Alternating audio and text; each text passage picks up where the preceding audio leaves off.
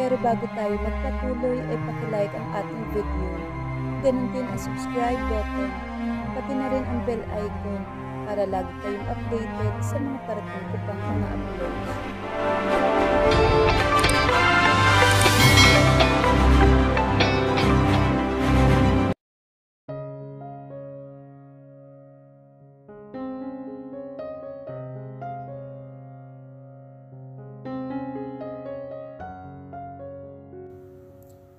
Kinakabahan ako.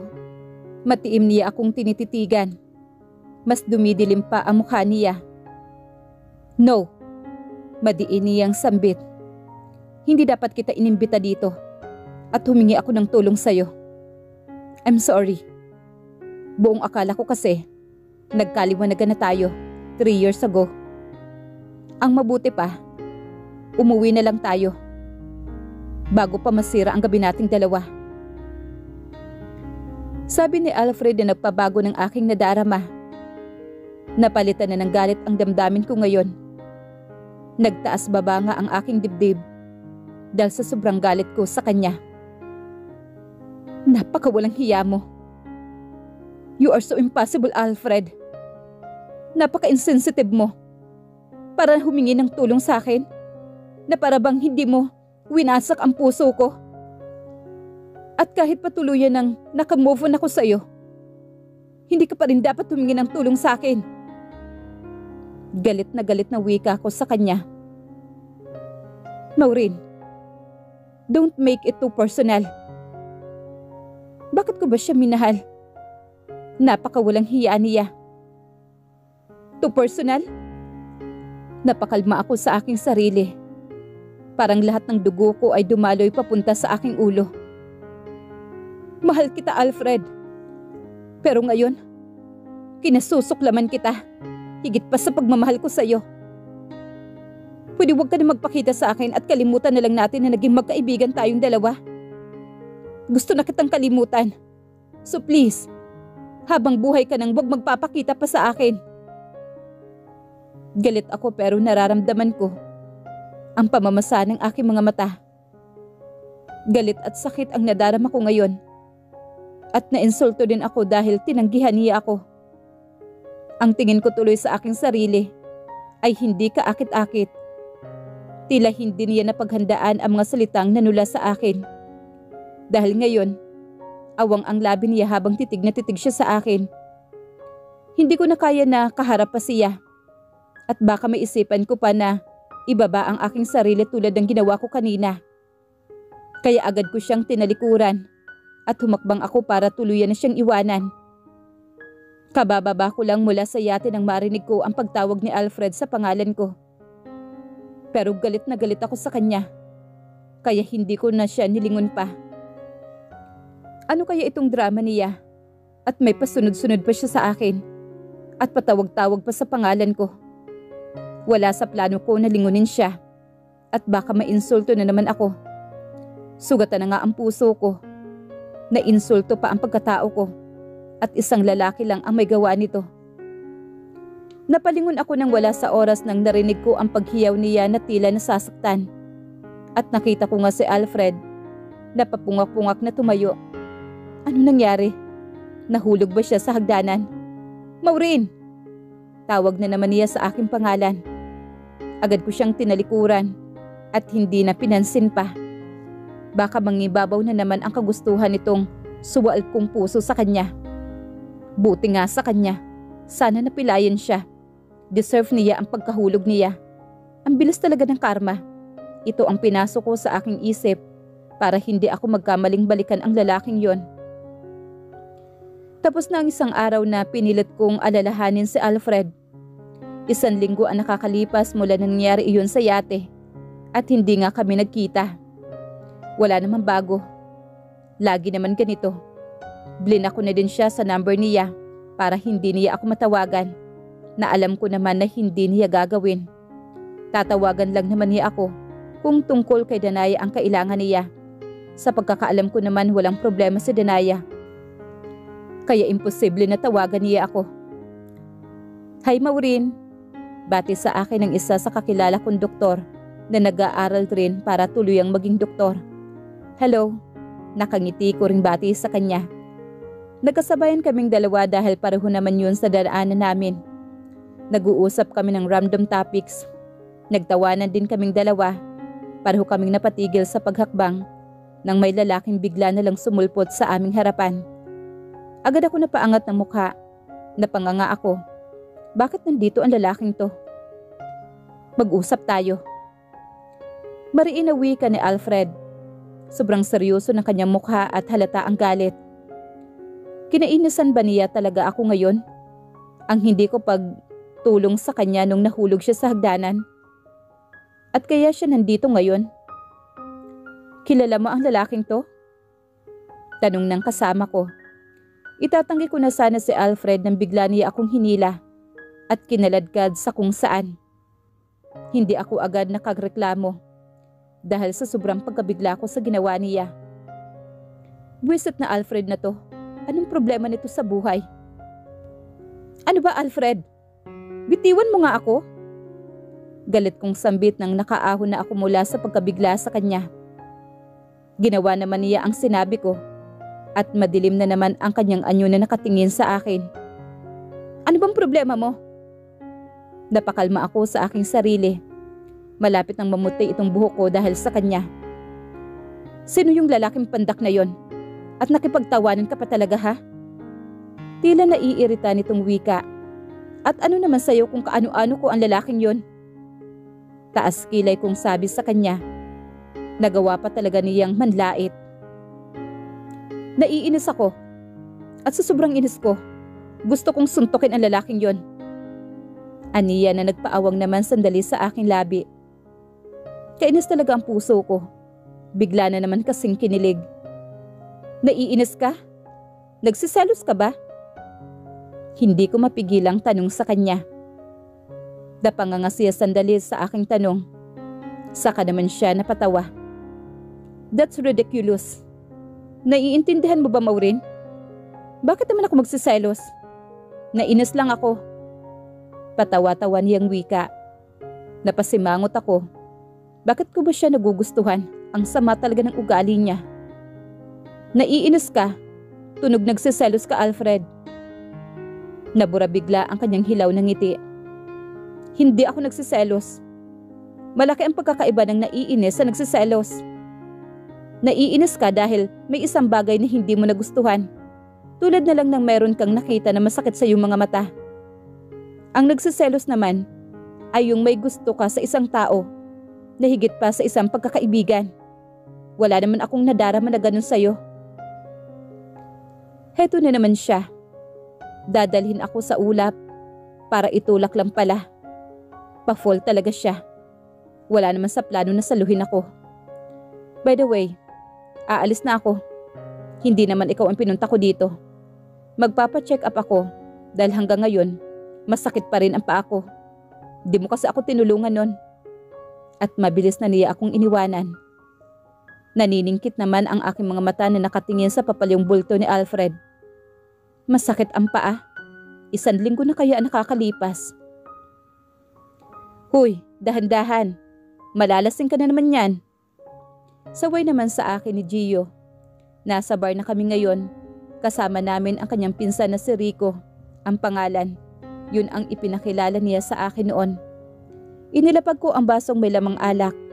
Hindi ko mapigilan ang aking sarili na maglasing. Paano kasi? Lagi na ngang ginugulo ni Alfred ang aking isipan.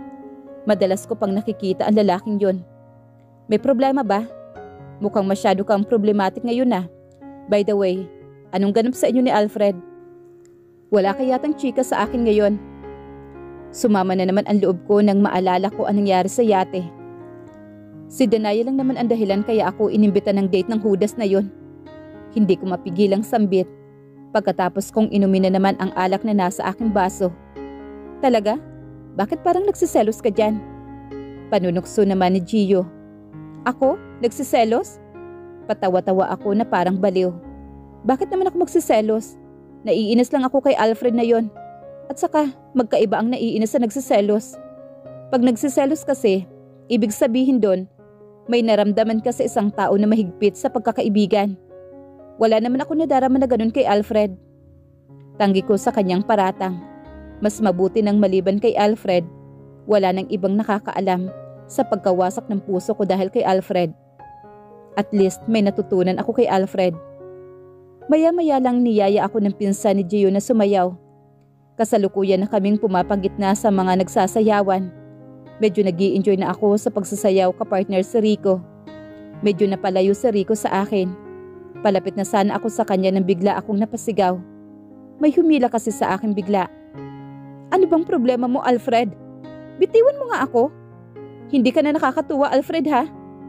Sunod-sunod kong wika.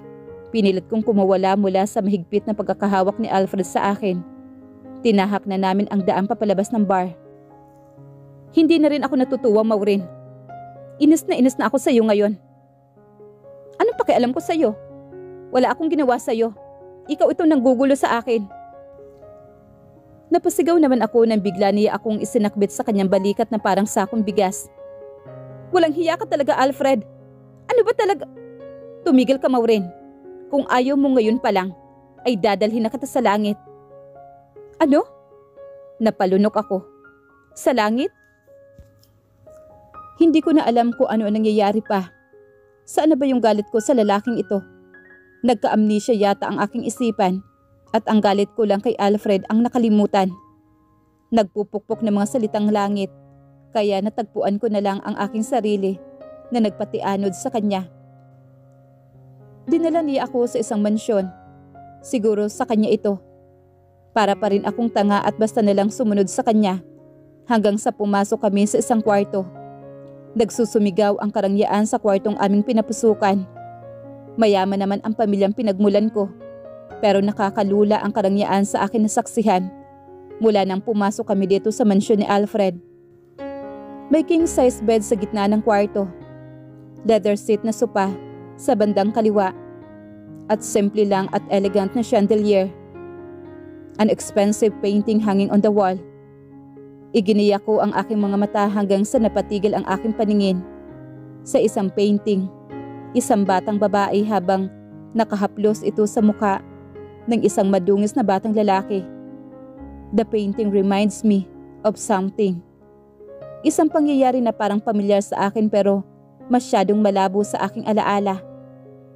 Napapitlag ako nang marinig ko ang pagsara ng pintuan. Napatingin ako kay Alfred. Napalunok ako nang humakbang siya papalapit sa akin. Saka parang nag-sink in sa aking isipan ang nangyayari. Galit na galit ako, Maureen. Wika naman ni Alfred. Kanino ka galit? Sa akin ba? Pero bakit? Nauutal kong sambit na pinutol din naman niya. Galit ako, Maureen. Galit na galit. Sa sobrang galit ko, gusto kong magwala. Matagal na akong ganito. Matagal na akong galit.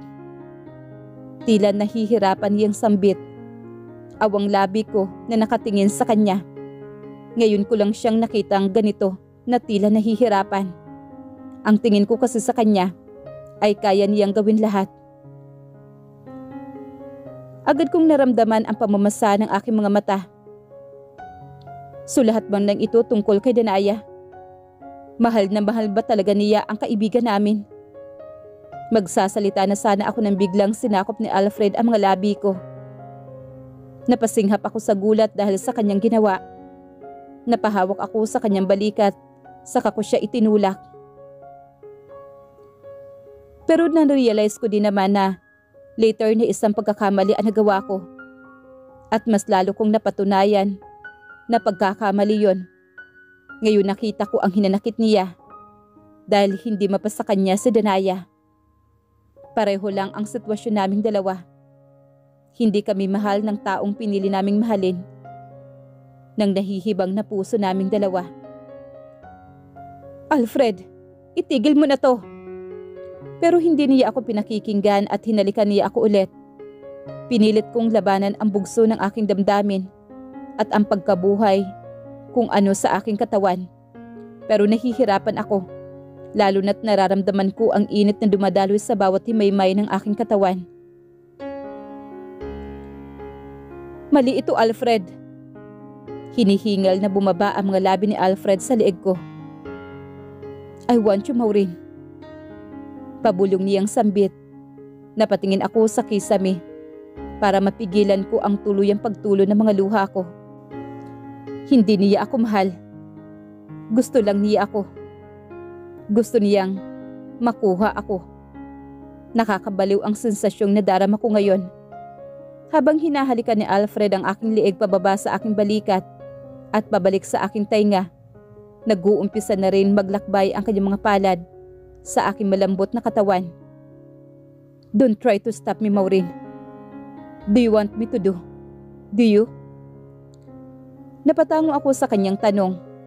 Kabaliwan na talaga ito pero tuluyan na akong nalunod sa karagatan ng pagnanasa ng pagmamahal ko sa kanya. Maya't maya lang naramdaman ko ang paglapat ng aking likod sa malambot na kama. Patuloy pa rin ang paghahalikan naming ni Alfred. Wala sa akong suot sa itaas na bahagi ng aking katawan.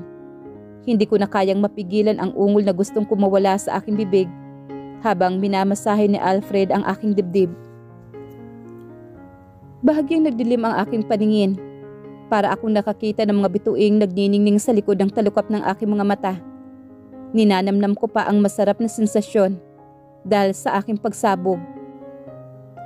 Hindi ko gustong magkaroon ng bastardong anak, Maureen. Kanyang salita na nagpagising sa akin sa katotohanan. Masakit tanggapin ang katotohanan na tawag lang ng laman ang nangyari sa amin. Habang ako, sabay ko isinuko ang puso ko para sa kanya. Bakit kailangan natin pumunta ng state? Nakasimangot na tanong ng 8 taong gulang na batang babae sa kanyang tito na siyang maghahatid sa kanya sa airport kung saan naghihintay ang kanyang mga lolo't lola na siyang makakasama niya sa lugar na pupuntahan. Alam mong kailangan, Maureen. Tatakbo ang daddy mo sa pagka-mayor. Kailangan natin masigurado na safe ka. Wika naman ng Tito James niya.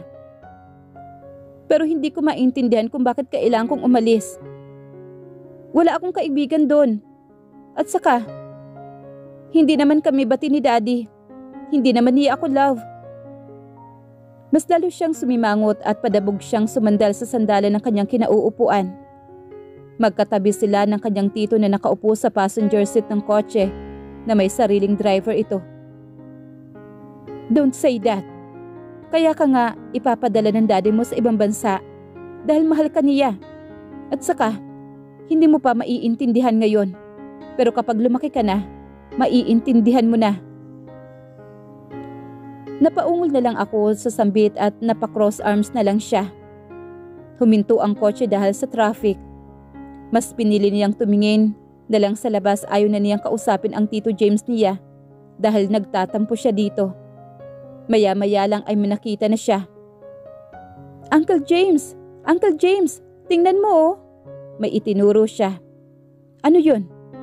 Napatingin naman ang kanyang tito sa kung saan siya nakaturo. Kawawa naman ang batang lalaki, tito. Pinagtutulungan na gulpihin ng mga bad guys. Tila maiiyak na sambit ko. Hayaan mo, Maureen, yan. Hindi mo dapat pansinin ang mga yan. Pero Uncle James, Maureen, bakit ganun, Uncle? Sabi mo kaya ginusto ni Daddy na maging mayor dahil gusto niyang tumulong sa mga naaapi. Tapos bakit ayaw mong tumulong? Napatulo na ang luha niya. Awang-awa siya sa kanyang nakikita. Sumasakit ang puso niya. Tumitig sa kanya ang kanyang tito at napabuntong hininga ito. Fine. Pero dito ka lang ha. Ani nito at kinuha nito ang baril nito. Pero hindi siya nakinig sa kanyang tito. Lumabas din siya mula sa kotse. Pagkatapos takutin ng tito niya ng baril ang 3 binatilyo na gumugulpi sa batang lalaki. Agad nagtakbuhan ang mga ito. Siya naman ay mabilis na lumapit sa batang lalaki na nakaluhod at nakayuko. Maureen, umalis ka dyan! Saway sa kanya ng kanyang Tito James. Pero matigas ang kanyang ulo at hindi siya nakinig dito. Pumantay siya sa batang lalaki at hinaplos niya ang pisngin nito. Kaya napaangat uli ang mukha sa kanya. Madungis ang mukha nito at marami din dugo. Kaya hindi niya masyadong nakikita kung anong hitsura nito. Pero matangos ang ilong nito at kulay asul ang mga mata. Nagkatinginan sila. Hi, ako nga pala si Maureen. Okay ka lang? Hindi ito nagsasalita at nanatili lang na nakatitig sa kanya. Yung daddy ko, malapit nang maging mayor. Tumutulong siya sa mga... Ay! Napatigil siya nang bigla siyang hinila ng kanyang tito James. Ang tigas talaga ng ulo mo. Pareho kayo ng ama mo. Pagalit na sabi ng kanyang tito James. Gusto niyang kumawala sa pagkakahawak nito pero hindi siya makawala. Seryo, ikaw na ang bahala sa batang ito. Dalhin mo siya sa hospital at siguraduhin mo na okay ang kanyang kalagayan. Tatawag ako ng tutulong sa iyo para hanapin ang mga magulang ng batang ito. Ani naman ng kanyang tito sa driver na ang tinutukoy ay ang batang lalaki. Ako na ang magmamaneho at sumakay na lang kayo ng taxi. Biglang napabangon si Alfred pagkatapos niyang magising sa isang bangungot. Nararamdaman naman niya ang takot. Walang nakakaalam na sa kabila ng katapangan na kanyang pinapakita. Nakatago doon ang sobrang takot. Napasambunot siya sa kanyang buhok na maramdaman na naman niya ang sobrang pananakit ng kanyang ulo. Lagi itong nangyayari sa kanya pag napapanaginipan niya ang multo ng kanyang nakaraan na hanggang ngayon ay nakasunod pa rin sa kanya. Napasigaw siya at saka naglilinsik ang mga mata habang nakatingin siya sa salamin. Ang nakikita kasi niya ay hindi si Alfred Harrison, nag-iisang tagapagmana ng mga Harrison, kundi ang isang lalaki na pinabayaan at ginamit. Naikuyom niya ang kanyang kamao. Kailangan niyang kumalma, kaya ipinikit niya ang kanyang mga mata. Sa kanya nakikita sa kanyang gunita ang magandang mukha ng isang babae. Nang nahimasmasa na siya, agad niyang ibinuka ang kanyang mga mata. Sa kanya inabot ang lagayan ng kanyang gamot. Uminom siya ng gamot para pag sumakit ang kanyang ulo, para ito mabawasan ang pananakit ng kanyang nadarama. Anong ginagawa mo dito, Maureen? Nakangiting tanong sa kanya ng kanyang tito James nang binisita niya ito sa opisina nito. Kapatid ito ng kanyang ama at ito din ang nagmamanage ng negosyo ng kanyang ama. Uncle James, alam ko namang ilang taon na nakakaraan, pero may itatanong lang ako sana sa iyo. Ano yun, Iha? Yung batang iniligtas natin noon, ano nangyari doon pagkatapos? Wala na talaga siyang balita, 1 taon siyang ninirahan sa state. Bata pa siya, kaya hindi niya masyadong pinagtuunan ng pansin iyon. Saka lang niya naalala ng bahagyang bumalik sa kanyang gunita. Bakit mo naman nasasabi yan ngayon? Ang tagal na nun. Kuryosong tanong naman ito sa kanya. Hindi ko alam. Totoong sagot niya dito. Siguro gusto ko lang malaman kung ano nangyari sa kanya pagkatapos, kung natagpuan ba siya ng kanyang mga magulang, at kung ano ang kanyang pangalan. Sunod-sunod na tanong niya rito. Mariin munang napatitig sa kanya ang kanyang tito. Saka ito nagsalita. Well, dinala siya ni Sergio noon sa hospital. At inasikaso naman siya. At ilang oras ang nakakalipas, may dumating at nagpakilala na guardian niya. At tungkol naman sa pangalan niya, Iha, hindi kasi nagsasalita ang batang yon, kaya hindi namin nakuha ni Sergio ang pangalan nito. Hindi niya alam kung bakit nakadama siya ng panghihinayang. Ngayon kasi parang gustong-gusto niyang makilala ang batang lalaki. Bigla siyang naging kuryoso dito. Sa tingin niya, mas matanda lang sa kanya ng ilang taon ang batang lalaking yon, at hindi niya makakalimutan ang meron itong asul na mga mata. Nakatulad ng kay Alfred.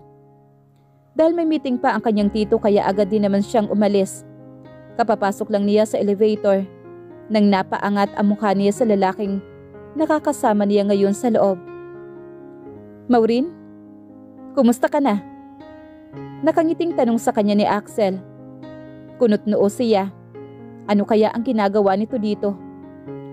Hindi niya alam kung ano ang magiging reaksyon niya. Yes, galit siya dito nung nalaman niya ang pananakit nito kay Danaya. Pero naaawa din siya dito at nagigilty din siya. Halos lumuhod na kasi ito sa kanya noon para sabihin lang kung nasaan si Danaya. Pero ayaw niyang magalit si Alfred sa kanya, kaya itinago niya dito ang totoo. Okay lang ako. Ikaw? Pinilit niya ang ngumiti rito. Hindi ako maayos. 4 years na akong ganito. Ani nito na mababang tono. 4 na taon ko nang hinahanap si Danaya Maureen. Nakapagtataka at hindi ko malang siya mahanap. Na para bang itinatago siya ng isang tao na may mas maraming koneksyon kaysa sa akin. Maliban sa nagpalit ng pangalan si Danaya at private plane naman niya kasi ang ginamit nung umalis ito, mukhang tama nga ang sinabi ni Alfred na kaya nitong itago si Danaya mula kay Axel kahit habang buhay pa. Patawad, Axel. Tanging nasambit niya. Naaawa siya dito. Wala man lamang itong kaalam-alam na may kakambal na itong anak na puro lalaki at 3 taon gulang na ama ito. For what, Maureen? Sa pagtatago ko kay Danaya. Dahil wala din akong alam kung nasaan si Danaya. Pagsisinungaling niya. Gustuhin man niyang sabihin dito kung saan matatagpuan si Danaya. Hindi pwede. Ngayon pa at nagkakaroon na siya ng pagkakataon para mapaibig niya si Alfred. Natatakot siya na kung sasabihin niya dito ang totoo, ay baka malaman ni Alfred at iiwan na naman siya ni Alfred. Paano niyang paiibigin si Alfred? Plano niya itong pikutin sa tamang panahon. Hindi ba siya tumatawag sa iyo ni isang beses man lang? Nagsusumamo ang titig nito sa kanya. Hindi niya alam kung paano ito sasagutin. Mabuti na lang at bumukas ang pintuan ng elevator. Diretso na ito sa parking area. Goodbye, Axel. Aniya dito at nagpasiuna na siya sa paghakbang. Mataas ang takong ng kanyang suot na sandals, kaya hindi niya napaghandaan ang pagkatapiklok niya. Maagap naman siyang nahawakan ni Axel. Salamat. Nakangiting sabi niya dito. It's okay, mag-iingat ka. Ani nito agad naman siyang binitawan nito. Napaka-awkward ng kanyang nadarama. May kasalanan kasi siya dito at kay Danaya. Tatalikuran na sana niya si Axel ng, Maureen? Boses lalaki na kilala niya at galit na galit ang tono nito. Sabay silang napatingin ni Axel sa kung saan nanggaling ang boses. At tama nga ang hinala niya. Si Alfred ang dumating. Nagsukatan ng tinginan ang 2 lalaki. Parehong suklam na suklam ang mga ito sa isa't isa. Gago.